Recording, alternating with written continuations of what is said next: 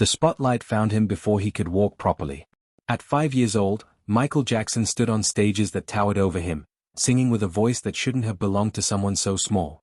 His brothers surrounded him, but everyone's eyes locked onto the youngest one. There was something different about him, something that made grown men cry and women scream until their voices gave out. He moved like water, fluid and impossible to predict. His feet barely touched the ground when he danced, as if gravity had made an exception just for him. But behind those bright lights, darkness crept in early. His father's belt taught him rhythm in the cruelest way possible. Practice wasn't a choice, it was survival. Michael learned to smile through pain, to perform through exhaustion, to become whatever the audience needed him to be. The Jackson 5 became America's sweethearts, but Michael paid the price in stolen childhood moments. While other kids played baseball and rode bikes, he rehearsed until his small feet bled inside his shoes. Fame came fast and hungry. By the time he turned 10, Michael had experienced more success than most people see in a lifetime.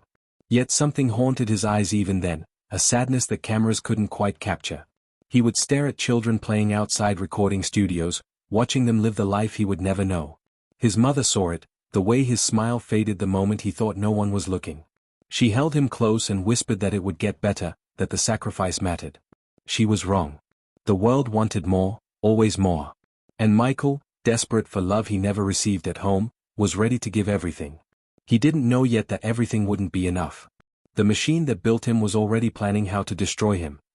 Adulthood hit Michael like lightning striking the same place twice. Off the Wall made him a star, but Thriller made him a god. The album didn't just break records, it shattered the very idea of what music could be. Suddenly, Michael Jackson wasn't just famous, he was everywhere. His face covered magazines from New York to Tokyo.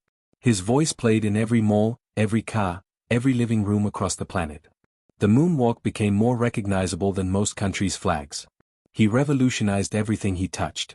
Music videos transformed from cheap promotional tools into cinematic masterpieces. Michael didn't just perform, he created worlds. Thriller brought zombies dancing in perfect formation. Beat It united street gangs through choreography. Billie Jean made a sidewalk light up beneath his feet, and suddenly every kid in America wanted glowing floors in their bedroom.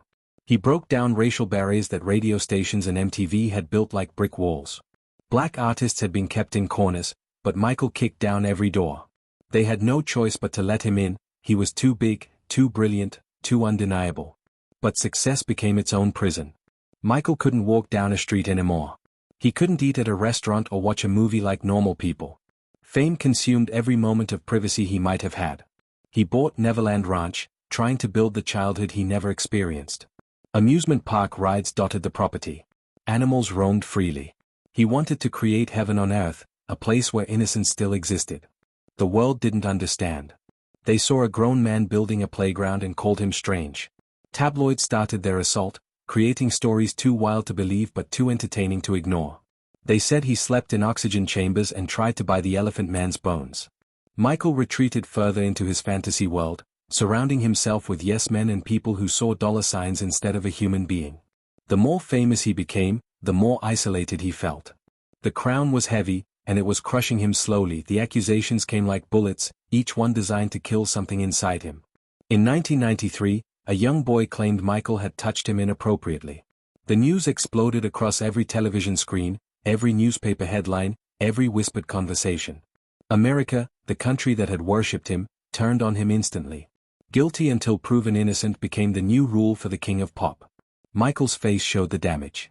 His eyes, once filled with childlike wonder, became hollow and afraid. He cancelled tours. He developed dependencies on painkillers that made the world bearable. His appearance changed dramatically. His skin grew lighter, his nose thinner, his face almost unrecognizable from the young man who had moonwalked into history. He claimed vitiligo, a skin condition that destroys pigmentation, but people didn't want medical explanations. They wanted scandal. The settlement came quietly. Michael paid millions to make the accusations disappear, but innocence can't be bought back once it's questioned. His reputation lay in ruins. Radio stations reduced his airplay. Awards shows forgot his name. The same industry that built statues to honor him now pretended he didn't exist. His album sales dropped. His concerts faced protests. Parents pulled their children away when he came near, as if fame itself had become contagious and dangerous. He married twice, desperate to show the world he was normal. Lisa Marie Presley, daughter of Elvis, stood by his side, but the relationship felt more like a public relations strategy than romance. Then came Debbie Rowe and 2 children, Prince and Paris. Michael loved them fiercely, covering their faces in public, trying to give them the anonymity he never had. But suspicion followed him everywhere. Through it all, he kept creating. New albums arrived with less fanfare but the same genius. He couldn't stop being an artist, even when the world stopped listening. Music was the only language he truly spoke, the only place he still made sense. By 2009, Michael Jackson needed a miracle. His finances were destroyed. Neverland was in foreclosure. Debts piled higher than his mansion's gates. He was 50 years old, exhausted, and running out of options. That's when AEG Live came knocking with an offer that sounded like salvation, a series of comeback concerts at London's O2 Arena. 50 shows. This is it, they called it. Michael saw it as his last chance to remind the world who he really was. Rehearsals began in Los Angeles, and for brief moments, the old magic returned. Dancers watched in awe as Michael still moved like no one else could. His voice, weathered but powerful, still carried that unmistakable tone. He worked harder than men half his age, pushing through exhaustion and pain. He wanted perfection because anything less felt like failure. The show designs were spectacular, elaborate sets, cutting-edge technology, performances that would make people forget every ugly headline. But his body was betraying him. Years of performance had destroyed his joints and spine. The painkillers that once helped had become the problem. He couldn't sleep without pharmaceutical help. His personal physician, Conrad Murray, administered propofol, a powerful anesthetic meant for surgery, not bedrooms. Michael called it his milk because of its white color. It was the only thing that gave him rest, he claimed, the only thing that silenced his racing mind long enough to find peace. Friends noticed the warning signs. He was too thin. His skin looked gray. He forgot lyrics during rehearsals, something that never happened before. But the machine kept pushing. AEG had invested millions. Tickets were sold. The world was watching. Michael felt the pressure crushing down, knowing that failure wasn't an option. He had to prove himself one last time, had to show everyone that the king still had his throne. On June 24, 2009, he finished his final rehearsal. The performance was beautiful. He sang Earth Song with tears in his eyes, pouring every ounce of remaining strength into the moment. Then he went home June 25, 2009, started like any other morning in Los Angeles. The sun rose over the city, indifferent to the tragedy about to unfold. Michael Jackson lay in his bedroom at his rented mansion, surrounded by medical equipment that shouldn't have been there.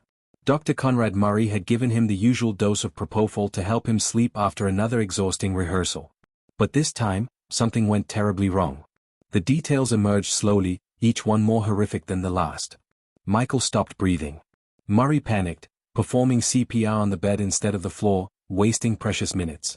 The 911 call came too late. Paramedics arrived to find a body that was already losing warmth, a heartbeat that had already faded into silence. They tried everything, pumping his chest, forcing air into his lungs, but medicine has limits. At 2:26 p.m., doctors at UCLA Medical Center pronounced Michael Jackson dead. The king of pop was gone at 50 years old. The world stopped. News anchors broke down on live television. Radio stations played his music on repeat, every song now a funeral hymn. Fans gathered outside the hospital, then at Neverland, then at his childhood home in Gary, Indiana. They left flowers and teddy bears and candles, creating shrines to a man they never met but somehow knew intimately. In Times Square, people stood in silence, watching the news tickers announce what felt impossible. Michael Jackson, the man who defied gravity and redefined music, was mortal after all. The investigation revealed negligence so severe it bordered on murder.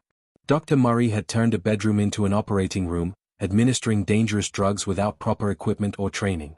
He was convicted of involuntary manslaughter and served less than 2 years. It wasn't enough. Nothing could be enough. Michael's children, Prince, Paris, and Blanket, were left without a father. His mother, Catherine, lost another son.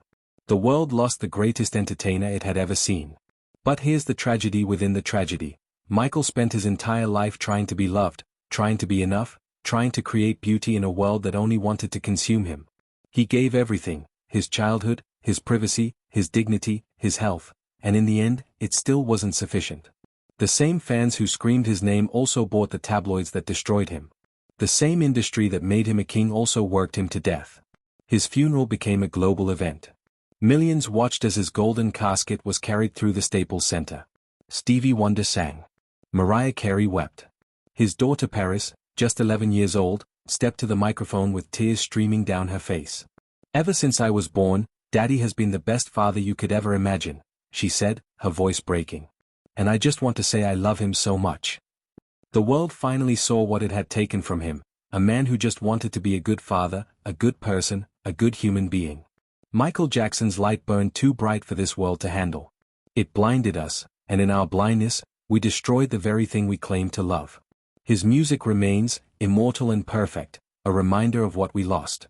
But late at night, when his songs play softly, you can almost hear the echo of a question he spent his whole life asking: was I enough? Did you love me? The answer came too late. Yes, Michael. You were always enough. We just couldn't see it until you were gone.